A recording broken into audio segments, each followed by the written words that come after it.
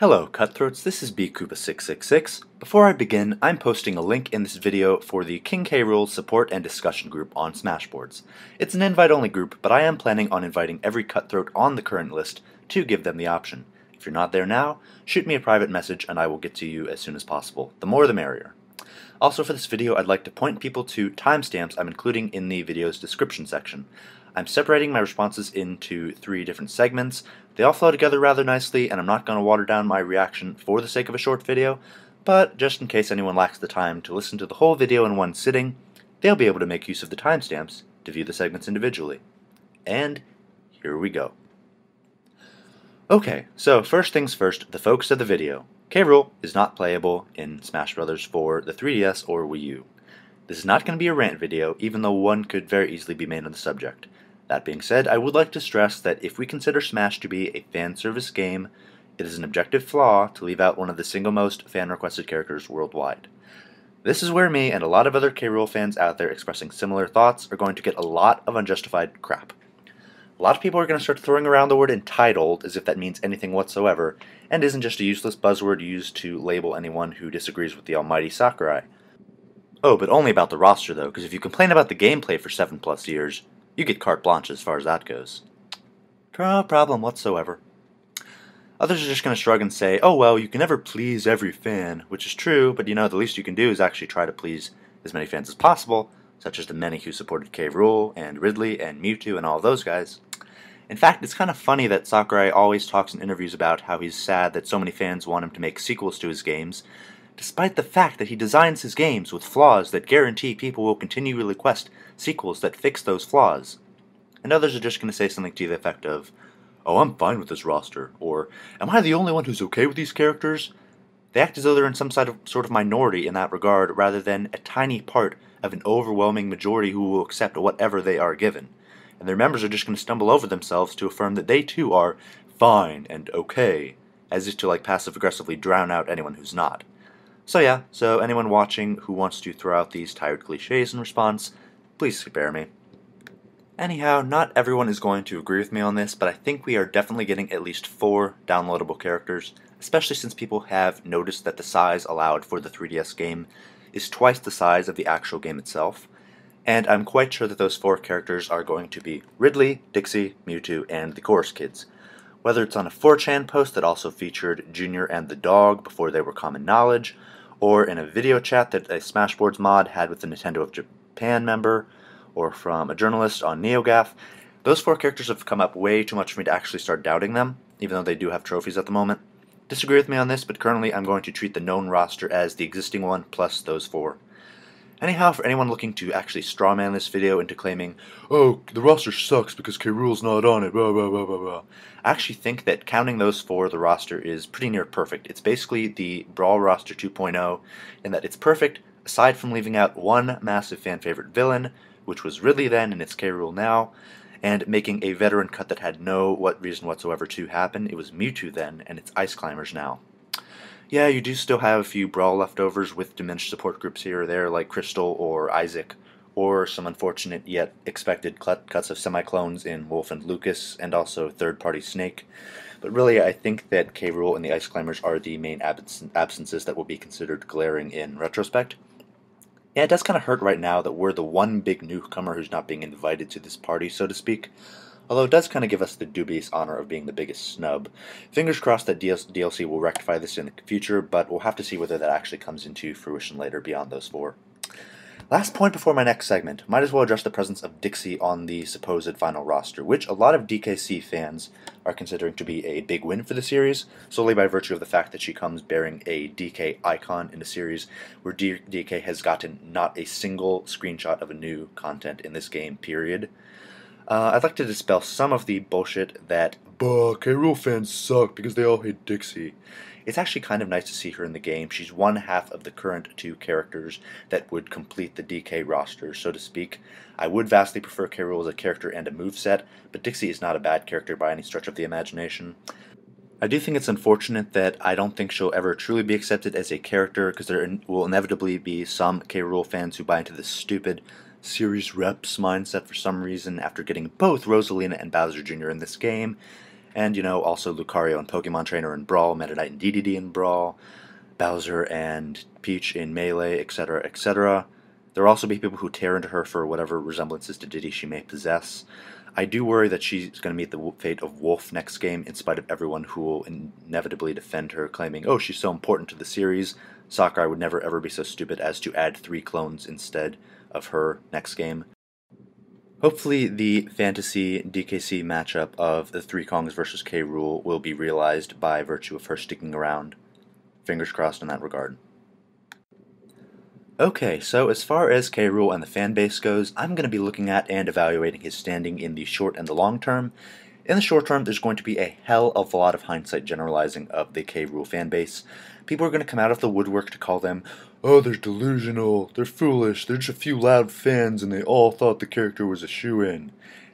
I mean, how could they possibly think that when, according to their dad who works at Nintendo, he never had a chance to begin with? He's just a character who failed to leap the imaginary, ambiguously defined hurdle of relevance. How could he have done that when every other character did as well? Except the retro characters, but you know, it's okay, they don't promote any new games, they're unique. And there was Diddy in Brawl, but it's okay, he was in a Mario spin-off beforehand. And there's Ganondorf and Marth and Luigi and Mega Man, but it's okay because they're all iconic characters in their series. And there was Meta Knight, who wasn't in a main series Kirby game, as I define it, for 12 years, but that's okay because he's a popular newcomer request. In the complete absence of any arguments not extracted directly from the rectum in support of morelevance, I'm going to throw out an actual source detailing how Melee's roster was chosen. It stated that character candidates were categorized as either fan favorites or, quote, unique, unexpected characters. Yes, it does kind of suck that Sakurai feels the need to drive a wedge in between popular and unique characters, just like he does with, you know, casual and competitive gamers. Did I mention I would like to see a new developer next time around?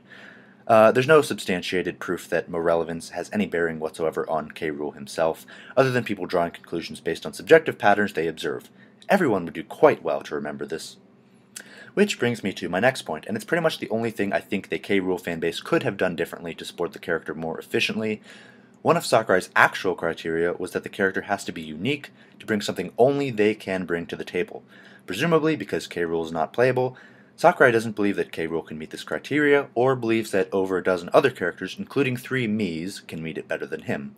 I do fear that K. Rool fans fell into a bit of a trap here, mainly just repeating that the character was so unique, like every other zealot supporting obscure retro character number 454, just because we thought that the unique moves that he could perform were so blatantly obvious when they may not in fact have been. Going forward, I think the fanbase would be well served zeroing in on the specific options K. Rool has that would really set him apart. Things like changing the trajectory of his cannonballs so that they spin, bounce, swerve back and forth across the stage, you know, hitting characters with the status effect clouds that will reverse their controls, change their speed around, maybe even grow and shrink them if you want to get original. Him being able to throw out his crown, snag opponents, and drag them around the stage, having a vacuum grab that can move the projectiles around as well, playing dead, switching special moves with his costumes, the death rule, that sort of thing. The fact that there's even any question that he could become another generic heavyweight is something that can still be eradicated and should be. At this point, it's really kind of a toss-up whether or not the Kremlings will appear as the villains in the next DKC game, which, much to the chagrin of the, quote, true retro fans at NeoGAF, it does have a reasonable chance at coming from Retro Studios considering their professed ability to work on multiple projects at once now. On one hand, they're all over Smash Run and maybe some other modes, their place in Donkey Kong history is reaffirmed, K. Rool's trophy reaffirms him as DK's main rival as Bowser is to Mario, and Retro Studios has obsessively drawn from Smash in the past, be it Diddy's Pop Comes in Jetpack, which they said they did not take from DK64, to DK's giant punch being used on the moon in the credits sequence, to DK's hand slap being revamped so as to resemble its Smash iteration. What's more, I think even stubborn Nintendo of Japan stalwarts like Miyamoto or Tanabe or whoever the hell else, let alone Retro Studios, they'll recognize that DK needs some new selling point to avoid the sort of death threats, profanity, and general whiny man-childishness that Tropical Freeze generated. And beyond Animal Buddies, by far the most obvious option for this is to reinstate the Kremlings. Yes, there was a fair amount of bitching that the Kremlings were not in returns. However, that was more so backlash against the Tikis for being so bland rather than actual support for the Kremlings. It remained that way when Tropical Freeze began development in 2011. Now, however, there's been over 2 years of straight-up widespread support for the Kremlings, both for a Smash appearance and for a return in general. That's going to be tougher to ignore no matter how you slice it. That being said, if history is any indication, Retro has its affinity for brainstorming up themes that the Kremlings could easily fill as villains, and then making forgettable one-off groups instead. With Tropical Freeze, it was strong, powerful animals, so in Baja Blast, it could very easily be the robot rebel rockers serving as corrupt industrial foes, or the kitty cat crew serving as a wild tribe of carnivores. Bullshit. So to tie this back into Smash, even though Irrelevance is an inflated case of fan-dumb, to use a TV tropes term, perception often matters more than reality, and as such there's a lot riding on the next DKC game for Rool. He was one of the most popular characters worldwide this time, but considering people generally like to feel like they're supporting characters who have a chance at showing up, unless he does appear in a new game, Rool would probably not gain supporters at the same rate he got them this time, and would probably lose a bunch instead, just based on people thinking he's been gone too long to have any chance. In particular, Japanese Smash fans are ridiculously pessimistic according to users who have been there. For example, despite Toad being a highly popular character in Japan, he gets almost no Smash requests because they're so convinced he'll never be anything more than Peach's attack. That kind of lack of resolve is a bit pathetic to me, actually, but it's something worth mentioning as a factor given how one of Rool's key distinctions was having a global fan base. Granted, I do think Rool could be sold to the fan base as a retro DK character, especially considering his closest thing to a competition in Cranky will always have difficulty getting traction due to his status as a joke character after VGX 2013. That's a bridge that can be crossed after the next DKC game, though. If Rool's in it, he instantly gains a popularity bandwagon of titanic proportions, which in combination with his current large fanbase gives him an amazing shot at next game. So in a nutshell, the immediate action for the fanbase is to keep supporting the king, because if that helps him get back into his own series in the short term, it'll help him get him into Smash in the long run. Okay, this is where I change hats from that of an analyst to that of a fan, and reflect on the many hours I've spent lobbying on behalf of my favorite villain. So for a brief tangent, I once read an account from an unnamed user on Smashboards who poured his heart and soul into supporting a certain character for Brawl, and then basically came to terms with the fact that they were deeply depressed and had hitched their happiness to a character from their past in an attempt to artificially boost their happiness in the future. The character basically became a crutch for this person. For a bit of contrasting personal insight, I have no regrets whatsoever about my time in support of Rool. I never viewed his playability as some necessity for my happiness in life. Instead, managing and posting in the thread grew to be a sort of happy haven, like a constant familial community I could always enter and enjoy myself in, even as my life changed as the thread grew. I underwent my high school senior and college freshman years during the thread's lifespan, and was constantly experiencing all these big moments and powerful hellos and goodbyes, and positive and negative first-time experiences, and trying moments and rewarding moments, oftentimes on a daily basis. I smile when I look back and I see that the Kutthroats were always there throughout it all, always providing so many laughs, so many great discussions, so many shared cries of anger and delight. It made up part of the fabric stitching my life together during what have been some amazing years of my life, and for that, I'm forever grateful to everyone who played a part in it. I'm under no delusion that I was some fantastic leader for the Rool fan base. I was really just a lucky fan who happened to be quick to grab the OP for the thread way back in June 2012 when the roster subforum opened up. But if there's one thing I hope I was able to do during my time posting in it, it's that I was able to set a tone for the thread that enabled it to fill a similarly happy role in your life for however long you were a part of it. I can't count the number of people who have come into the thread and commented on how high quality it is, how great and fun the people are, how it's been a highlight of their time on Smashboards in an era where spam and bandwagonery and general angst is the norm in the support threads. You all were directly responsible for making the thread as good as it was. And what's more, you're also directly responsible for whatever ultimate roles Rool and the Kremlings end up having in this game from here on out. Yes, we didn't win the ultimate victory of getting a playable Rool, but the smaller victory of returning the Kremlings to a place of prominence, one where they can fight DK and Diddy in a platforming game after 7 years of not doing that, it's absolutely nothing to sneeze at. If everyone were complacent about their disappearance, or if they were antagonistic pricks like the journalists, quote-unquote journalists at IGN, who, in the review of returns, ramble on about how, oh, they're so glad to see the backs of the Kremlings, we're going to never miss those classic characters.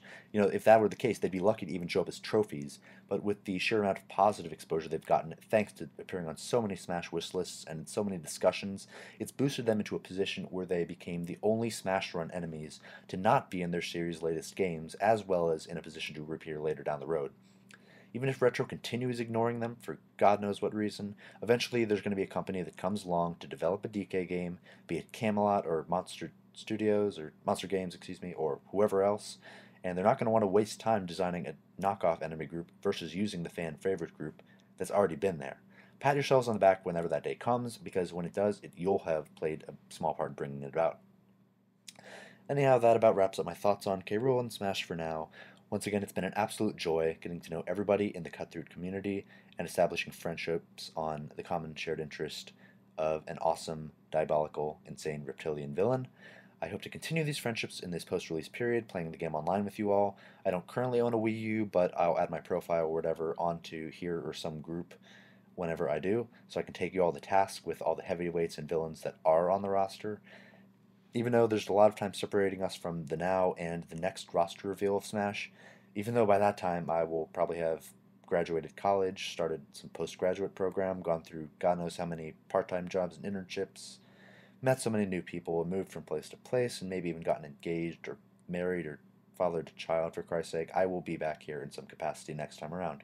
Might not be the OP, but I will certainly be here as a veteran Rool supporter, alongside whoever else comes back to have a great time being one of us again, as I will.